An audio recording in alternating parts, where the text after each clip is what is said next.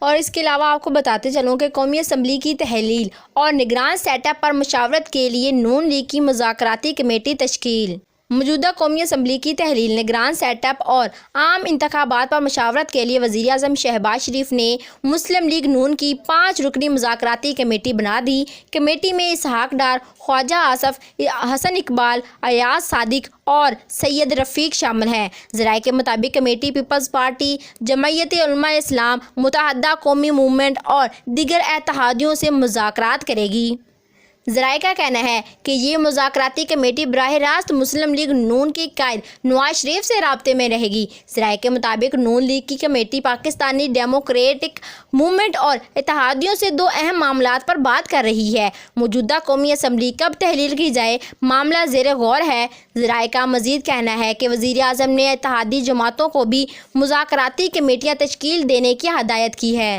اور اس کے علاوہ توشہ خانہ کیس میں جج اور چیئرمین پی ٹی آئی کے وکیل میں تکرار ہونے لگ گئی۔ توشہ خانہ کیس میں دلائل مکمل کرنے پر جج ہمایوں دلاور اور چیئرمین تحریک انصاف کے وکیل خواجہ حارث میں تکرار ہو گئی۔ جج ہمایوں دلاور نے عمران خان کے وکیل سے آج ہی توشہ خانہ کیس کے دلائل مکمل کرنے پر اصرار کیا، جبکہ خواجہ حارث پیر تک سماعت ملتوی کرنے پر زور دیتے رہے۔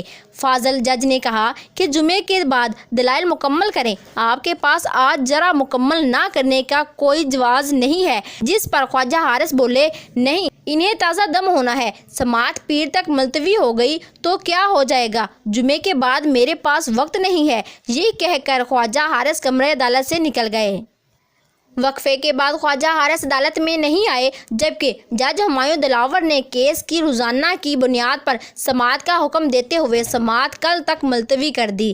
چیئرمین پی ٹی آئی کے وکیل نے استفسار پر کہا کہ روزانہ سماعت ان کا اپنا فیصلہ ہے۔ آج کی سماعت میں چیئرمین تحریک انصاف کے وکیل حارث نے گواہ وقاص ملک کے دستخط کو جھوٹا قرار دے دیا۔ الیکشن کمیشن کے وکیل نے یہ اعتراض اٹھایا کہ ساری جرا غیر متعلقہ ہو رہی ہے، توشہ خانہ سے طوائف لیے گئے، اس سے متعلق جرا نہیں کی جا رہی۔ اور اس کے علاوہ آپ کو بتاتے چلوں کہ فوجی عدالتوں کے خلاف درخواستوں پر آج کی سماعت کا تحریری حکم نامہ جاری کر دیا گیا۔ سپریم کورٹ نے فوجی عدالتوں کے خلاف درخواستوں پر آج کی سماعت کا تحریری حکم نامہ جاری کر دیا۔ اٹارنی جنرل نے اپیل کی کہ حق دینے کے معاملے پر وقت مانگا۔ اٹارنی جنرل کو ہدایت لینے کے لیے وقت دیا جاتا ہے۔ اٹارنی جنرل نے اپنے دلائل میں عدالت کو یقین دہانی کروائی۔ اٹارنی جنرل کے میرٹس پر دلائل جاری ہے۔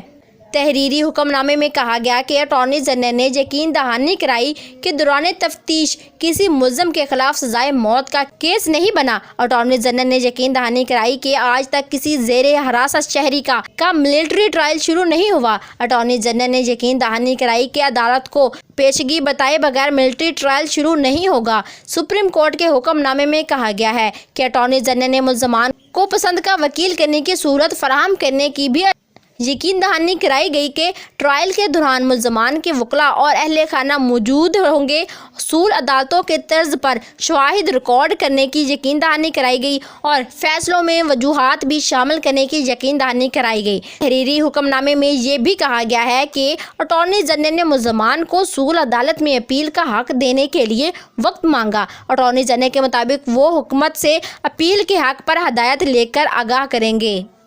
اور اس کے علاوہ وفاقی وزیر دفاع خواجہ آصف کا کہنا ہے کہ سائفر کے معاملے پر بات چیئرمین تحریک انصاف کے نااہلی تک جا سکتی ہے، ان پر 100% آرٹیکل 6 لگ سکتا ہے۔ وزیر دفاع خواجہ آصف نے گفتگو میں کہا کہ سابقہ وزیر اعظم کے پرنسپل سیکرٹری اعظم خان کا بیان اہم ہے اور ان کے ساتھی وہی باتیں کر رہے ہیں جو ہم کرتے تھے۔ آفیشیل سیکرٹ ایکٹ کے ذریعے قومی سلامتی کو کمپرومائز کیا گیا۔ خیال رہے کہ آج سابقہ وزیر اعظم عمران خان کے principal secretary Azam Khan 1990 million pound case میں نیب کے سامنے پیش ہوئے۔ امید کرتی ہوں کہ آپ کو یہ میری ویڈیو بہت ہی پسند آئے گی۔ اگر میری ویڈیو پسند آئے تو ویڈیو کو لائک اور شیئر ضرور کیجیے گا اور میرے چینل کو سبسکرائب کر دیں تاکہ پاکستانی پولیٹکس پر میری آنے والی ویڈیو کا نوٹیفیکیشن آپ کو سب سے پہلے مل جائے۔ تھینک